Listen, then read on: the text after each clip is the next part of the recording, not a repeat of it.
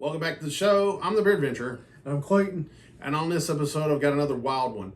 This one was donated to me. A buddy said, "Don't you like Jai Alai from Cigar City?" And I said, "Yeah." He said, "I got another can left of the white oak aged Jai Alai, and it's like 7.5. I know nothing other than it's a 7.5 white oak aged IPA. Interesting. All I know about it. It's all I was told about it. I've got some notes in my head, being oak aged, kind of that you typically expect from other beers, some profiles. You know, I don't know if this can is 2 months old or 2 years old. I wasn't told. It was just, hey, I've got some beers. Would you like them? And of course I said yes. Definitely. So we're going to find out what it is. And he said, "You like barrel-aged beers. Didn't you live in Florida?" "Yeah." "Well, check this out." And he pronounced it Jai Alai. And I said, "It's actually named after a sport, Jai Alai." Alai. By the way, just an interesting side note, that weird thing they're playing at the beginning of Miami Vice, that was Jai Alai. Where they've got these big hook baskets on their hand and they're slinging these balls and they hit the wall at like 100 plus miles an hour. That's Jai Alai. Okay. I'm smelling some hops and some wood. Got some hops, definitely. Some wood. Kind of earthy with the wood. Overall, I'm liking the smells. Yeah.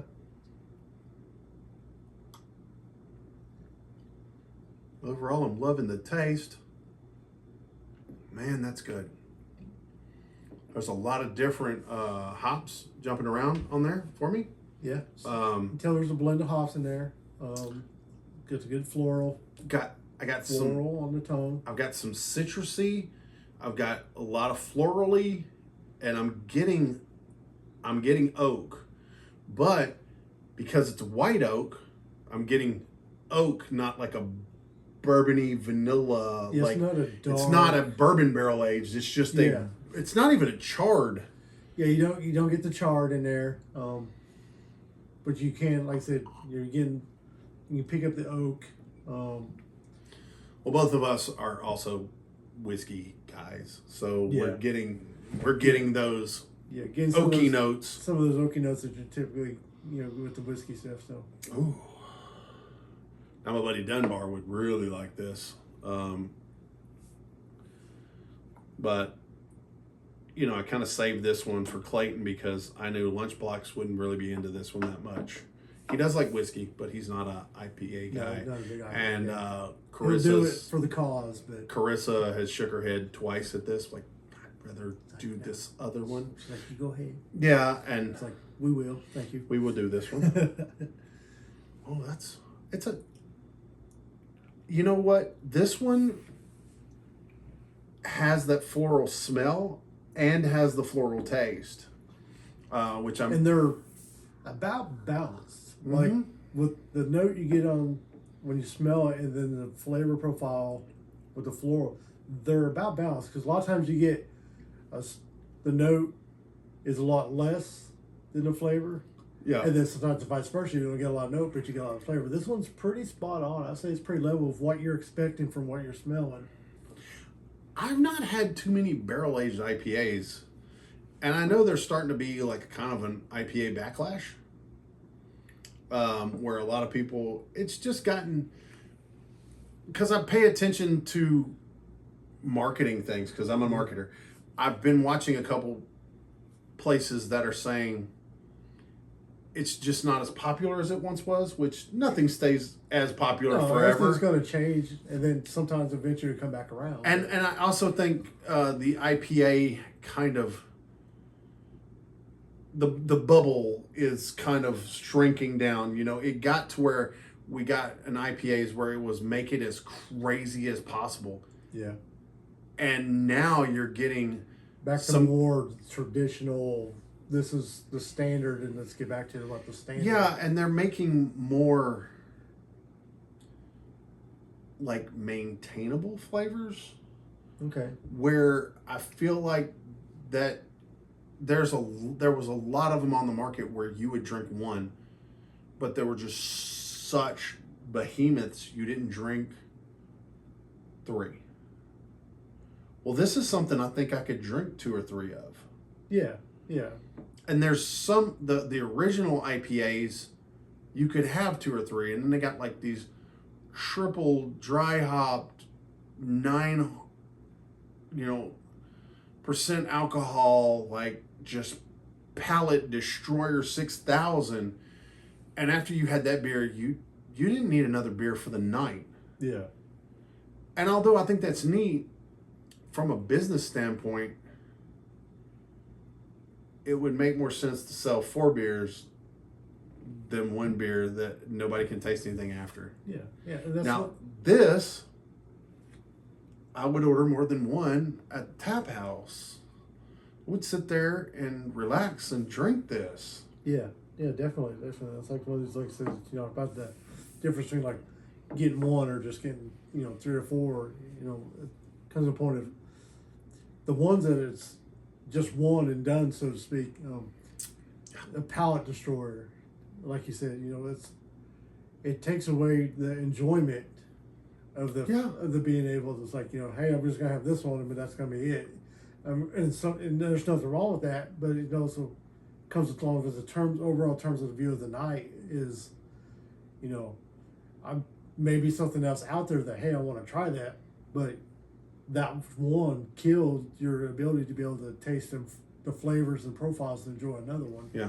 So I mean, nothing wrong with one and done, but I like having that ability to have a session. Yes. So to speak. I am becoming. Where I have whether it be multiples of this one or like, hey, I've tried this one. Oh, there's another beer. Hey, I want to try that one too, and still be able to get the benefit of enjoyment of having a full palate available on my tongue to taste and flavor all that stuff.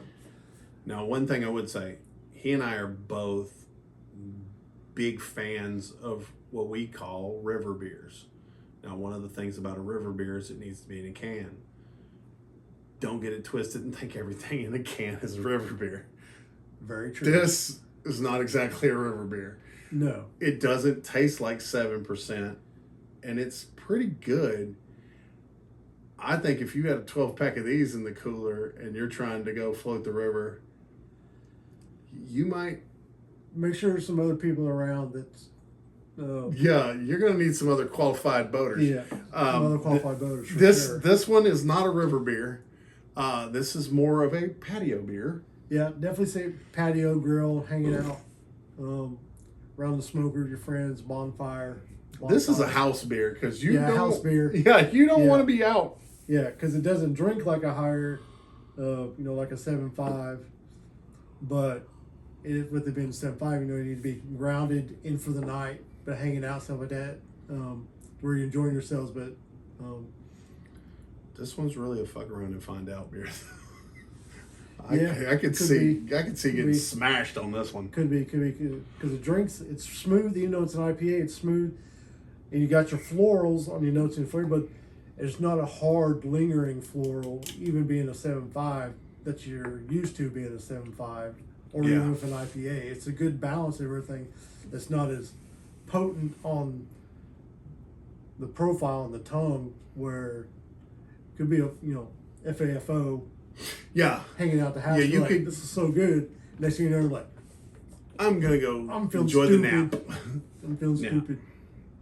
Overall, I really like this beer, and if you guys like this review, and we hope you do, hit the like button. It helps out the channel a ton, and it lets me and YouTube know that you had a good time.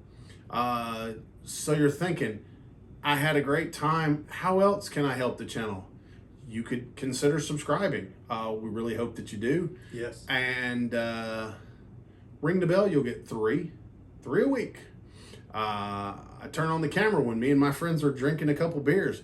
Now, we like to share different ones. We'd like to share it with you. I'll see what I can find to put about this in the description. Also, you'll find my links, social media, my... the articles that have been written about the channel, and even my merch links. You know, if you find something on there that I've designed, they put it on different things. You buy it, I'll get some money. I'll buy more beer. We'll make more videos. Etc. Etc. Yeah, it's the circle of life. It just keeps going. Now, I'd love to talk to you guys about this down there in the comments.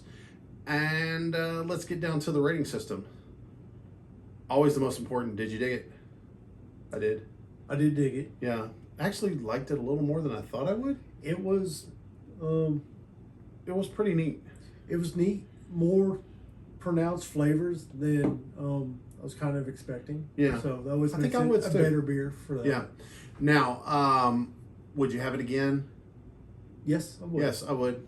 Now, he does, like many of my friends, he does do some brewing at home occasionally, and it just happens that he's thinking about brewing something similar to this. So I think this is going to push you in that direction. Yeah, it kind of listen, pushed me in that direction. Like I said, I've already got the kit. It's just a matter of it's kind of a time frame to do it with work and life and everything on it. But it kind of gives me an idea of a finished flavor profile that I should be expecting from my finished product. So that's good. Now,